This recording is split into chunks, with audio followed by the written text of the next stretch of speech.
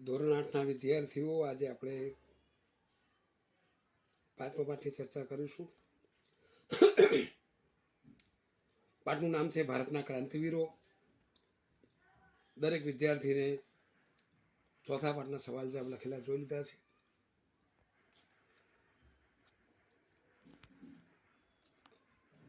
ભારતના ક્રાંતિવીરો એટલે જેણે દેશ માટે બિંદાસ શહીદ થવાની ક્રાંતિકારી પગલા ભર્યા છે, એને ક્રાંતિકારી કહેવાય. આતંકવાદી અને ક્રાંતિકારી એમાં ઘણો ડિફરન્સ છે. આતંકવાદી લોકોનો જીવ લે છે અને ક્રાંતિકારી લોકોને બચાવવા પોતાનો જીવ આપી દે છે, શહીદી વોરી લે છે. આપણે અહીંયા જોઈએ કે આજે શહીદ દિન હોવાથી બિંદાની શાળામાં the legend of Bhagat Singh film દર્શાવવામાં આવી હતી. વર્ગખંડમાં પ્રવેશતા જ એક શિક્ષક બોલ્યા કે સરફરોશી કી તમન્ના अब हमारे दिल में है, देखना है जोर कितना बाजू ए कातिल में है. આ પંક્તિ બાદ વર્ગ શિક્ષક ભારતના વીર ક્રાંતિકારીઓ વિશે જણાવતા હતા કે આપણા દેશની સ્વરાજ યાત્રાના લાંબા ગાળાની નામી અનામી અનેક શહીદો થયા છે. 1875ના સ્વાતંત્ર્ય સંગ્રામ પછી દેશમાં અંગ્રેજ સરકાર સામે વ્યક્તિગત રીતે સંગઠન કરીને હથિયાર ઉપાડનાર વીરોની મર્દાનગીની કથાઓ આજે ગર્વથી યાદ કરવામાં આવે છે. યુવકોએ વીરતાપૂર્વક હથિયાર ઉપાડ્યા. તેઓ આપણા દેશના ઇતિહાસમાં ક્રાંતિકારીઓ તરીકે જાણીતા છે. તેમની પ્રવૃત્તિઓ ક્રાંતિકારી પ્રવૃત્તિઓ ગણાય છે. આ પ્રવૃત્તિઓમાં શિક્ષિત, અશિક્ષિત, રાજવંશી, સામાન્ય જનોએ ભાગ લીધો હતો. ભારતના બધા ભાગોમાં ઓછા વત્તા પ્રમાણમાં ક્રાંતિકારી પ્રવૃત્તિ વહેલી મોડી અવશ્ય હતી. મહારાષ્ટ્રમાં ક્રાંતિના પ્રણેતા અને ક્રાંતિકારી પ્રવૃત્તિઓના પ્રથમ શહીદ વાસુદેવ બળવંત ફડકે હતા. પ્રશ્ન પૂછાય કે ક્રાંતિકારી પ્રવૃત્તિઓના પ્રથમ શહીદ કોણ હતા? તો વાસુદેવ બળવંત ફડકે હતા. આપણે દરેકે દરેક ક્રાંતિકારીનો વિસ્તારથી ક્રાંતિકારીનો જન્મ ક્યાં થયો, ક્રાંતિકારીએ કઈ પ્રવૃત્તિ કરી, એ બધું આપણે આજે આ પાઠમાં જોવાનું છે. પહેલા જોઈએ આપણે વાસુદેવ બળવંત ફડકે, જે તમે ફોટામાં જોઈ રહ્યા છો. ભારતમાં ક્રાંતિકારી પ્રવૃત્તિની સૌપ્રથમ શરૂઆત કરનાર વાસુદેવ બળવંત ફડકે, તેઓ પુણેમાં નોકરી કરતા હતા. અંગ્રેજ સરકારના અન્યાયથી ત્રાસથી કંટાળીને વાસુદેવ ફડકે નોકરી છોડી દીધી. દેશને ગુલામીમાંથી મુક્ત ન કરવું ત્યાં સુધી કપાળ પર ચંદન ન લગાડવાની, કેસ કર્તન ન કરવાની પ્રતિજ્ઞા લીધી. આપણો દેશ ગુલામીમાં હતો, એમણે કેવી પ્રતિજ્ઞા લીધી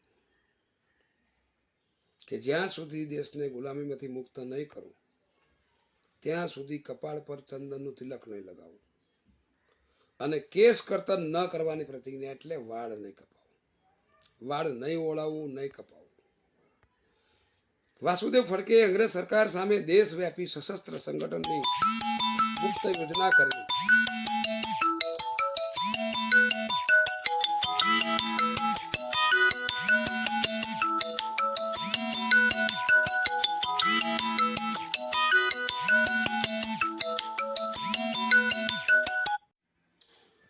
વાસુદેવ બળવંત ફડકે હૈદરાબાદ જિલ્લાના એક ગામમાંથી રાત્રિના 3 વાગે નિંદ્રાવસ્થામાં વાસુદેવ બળવંત ફડકેની ધરપકડ કરવામાં આવી. તેમને જેલમાં પૂરવામાં આવ્યા. જેલની દિવાલ કૂદીને ભાગ્યા. 25 કિલોમીટરની દોડ પછી પકડાયા અને જેલમાં તેમના પર અત્યાચારો થયા. ફેબ્રુઆરી 1883માં એડન જેલમાં તેમનું અવસાન થયું. પ્રશ્ન પૂછાય કે વાસુદેવ બળવંત ફડકે કઈ કઈ પ્રવૃત્તિઓ કરેલી? તો એમણે એક તો અંગ્રેજ થાણા પર હુમલા પણ કરેલા, સરકારી તિજોરી લૂંટેલી અને બંદૂક ચલાવવાની તાલીમ આપેલી.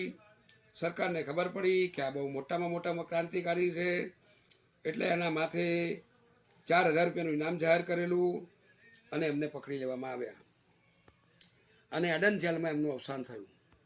વાત કરીએ વીર સાવરકરની. વિનાયક દામોદર સાવરકરનો જન્મ 28મી મે 1883ના રોજ મહારાષ્ટ્રના નાસિક જિલ્લાના ભગુર નામના ગામમાં થયો હતો. નાનપણથી તેઓ ક્રાંતિકારી વિચારો ધરાવતા હતા. તેમણે મિત્રમેલા નામની સંસ્થા સ્થાપી હતી. તે પાછળથી અભિનવ ભારત નામની જાણીતી બની. આ સંસ્થાનો હેતુ સશસ્ત્ર વિપ્લવ દ્વારા ભારતમાંથી અંગ્રેજ શાસનનો અંત લાવવાનો હતો. વીર સાવરકરે ભારતમાં વિદેશી કાપડની સૌપ્રથમ હોડી કરી હતી. શ્યામજી કૃષ્ણ વર્માની સંસ્થામાંથી શિષ્યવૃત્તિ મેળવી વધુ અભ્યાસ માટે લંડન ગયા હતા. પ્રશ્ન પૂછાય કે વીર સાવરકરનો જન્મ ક્યાં થયો હતો, કઈ સંસ્થા સ્થાપી હતી, વિદેશી કાપડની હોડી ક્યારે કરી અને શ્યામજી કૃષ્ણ વર્માની સંસ્થામાંથી શું મેળવ્યું હતું અને અભ્યાસ માટે ક્યાં ગયા હતા, આ બધા પ્રશ્નો આપણે લખવાની જરૂર છે. સાવરકરે 1857માં ભારતનો પ્રથમ સ્વાતંત્ર્ય સંગ્રામનું પુસ્તક લખ્યું, જે પ્રકાશન પહેલાં જ પ્રતિબંધિત થયેલું વિશ્વનું પ્રથમ પુસ્તક હતું.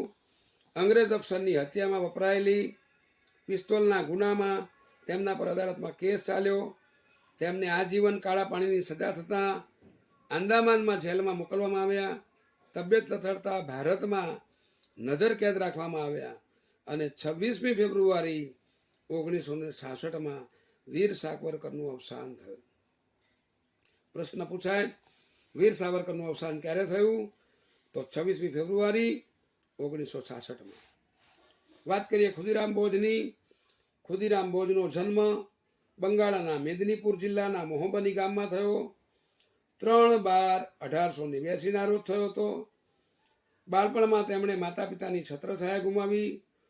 સત્યન બાબુ નામના શિક્ષકે તેમને ક્રાંતિપથની દીક્ષા આપી. ખુદીરામે અસહકાર આંદોલનમાં ભાગ લઈ વિદેશી કાપડની હોડી કરી હતી.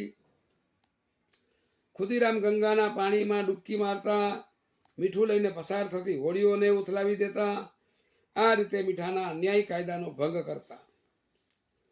30 એપ્રિલ 1908ના દિવસે ન્યાયાધીશ કિંગ્સફોર્ડને ખતમ કરવા ખુદીરામ અને પ્રફુલ્લ ચાકીએ ન્યાયાધીશની ઘોડાગાડી પર બોમ્બ ફેંક્યો. ગાડીમાં બેઠેલા વકીલ કેનેડીના પત્ની અને પુત્રો મરી ગયા. ન્યાયાધીશ કિંગ્સફોર્ડ બચી ગયા. પ્રફુલ્લ ચાકીને જ્યારે પોલીસે ઘેરી લીધા ત્યારે રિવોલ્વરથી તેમણે જાતે આત્મહત્યા કરી. ખુદીરામને ફાંસી આપવામાં આવી હતી. રામપ્રસાદ બિસ્મિલ. રામપ્રસાદ બિસ્મિલનો જન્મ 1897માં ઉત્તર પ્રદેશ રાજ્યના શાહપુરમાં થયો હતો. દેશમાં અસહકારની લડત શરૂ થઈ ત્યારે વિદેશી કાપડની હોડી કરવાની કામગીરી તેમણે સંભાળી હતી. કાકોરી ટ્રેન ધાડ સફળતાપૂર્વક પાર પાડવામાં તેમણે અગ્રીમ ભાગ ભજવ્યો હતો. આ માટે તેમને ફાંસીની સજા થઈ હતી. બિસ્મિલને લખેલ સાહિત્ય જ્યારે પ્રકાશમાં આવ્યું ત્યારે તેમની કવિતાઓને રાષ્ટ્રીય ચેતનાનું પ્રેરક બળ મળ્યું. દર વો દીવાર પે હસરત से नजर करते हैं, खुश रहो अहले वतन हम तो सफर करते हैं. એવા રામપ્રસાદ બિસ્મિલ. વાત કરીએ અસ્ફા ઉલ્લા ખાં. અસ્ફા ઉલ્લા ખાં હિન્દુ મુસ્લિમ એકતાનું અનેરું ઉદાહરણ પૂરું પાડ્યું હતું. બિસ્મિલ સાથે તેમને નાનપણથી દોસ્તી હતી. તેઓ ખેલકૂદના ખૂબ શોખીન હતા. ઘોડે સવારી અને બંદૂક ચલાવવામાં પ્રવીણ હતા, એટલે હોશિયાર હતા. શાહજહાંપુરમાં આર્ય સમાજના મંદિર પર થયેલો હુમલો તેમણે રોક્યો હતો.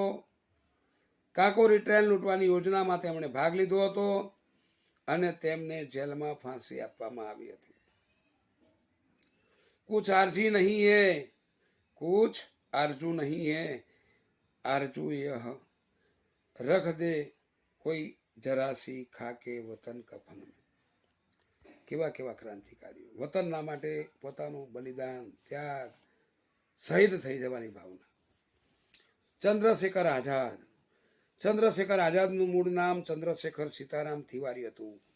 પ્રશ્ન પૂછાય કે ચંદ્રશેખર આઝાદનું મૂળ નામ શું હતું? તો ચંદ્રશેખર આઝાદનું મૂળ નામ ચંદ્રશેખર સીતારામ તિવારી હતું. તેમનો જન્મ 23 જુલાઈ 1906ના રોજ મધ્યપ્રદેશના ઝાબુઆ જિલ્લાના ભાવરા નામના ગામમાં થયો હતો. પ્રશ્ન પૂછાય ચંદ્રશેખર આઝાદનો જન્મ ક્યાં અને ક્યારે થયો હતો? તો 23 જુલાઈ 1906ના રોજ મધ્યપ્રદેશના ઝાબુઆ જિલ્લાના ભાવરા નામના ગામમાં થયો હતો. તેમણે પ્રારંભિક અભ્યાસ કાશીમાં કર્યો હતો. તેઓ નાનપણથી દેશભક્તિના રંગે રંગાયેલા હતા. અસહકારની ચળવળમાં તેમણે ભાગ લીધો હતો. તેમની ધરપકડ થઈ. અંગ્રેજ પોલીસના હાથે પકડાયા ત્યારે તેમની ઉંમર એટલી નાની હતી કે હાથ કડી મોટી પડી હતી. અદાલતમાં તેમને પૂછવામાં આવ્યું કે તમારું નામ શું છે? તો તેમણે કહ્યું હતું કે આઝાદ. પિતાનું નામ શું છે? તો સ્વાધીનતા. અને પોતાના ઘરને જેલખાનું બતાવ્યું હતું. ત્યારબાદ તેઓ આઝાદ તરીકે ઓળખાયા હતા. કાકોરી ટ્રેન લૂંટમાં તેમણે ભાગ લીધો હતો. દેશમાંથી 41 ક્રાંતિકારીઓ પકડાઈ ગયા. આઝાદ ભાગી છૂટ્યા. તેમને પકડવા ઇનામ જાહેર કરવામાં આવ્યું. આઝાદે પ્રતિજ્ઞા કરી હતી કે હું જીવતે જીવ અંગ્રેજ સરકારના હાથમાં પકડાઈશ નહીં. 1931 થી 1931ની 27મી ફેબ્રુઆરીના રોજ આઝાદ અલ્હાબાદના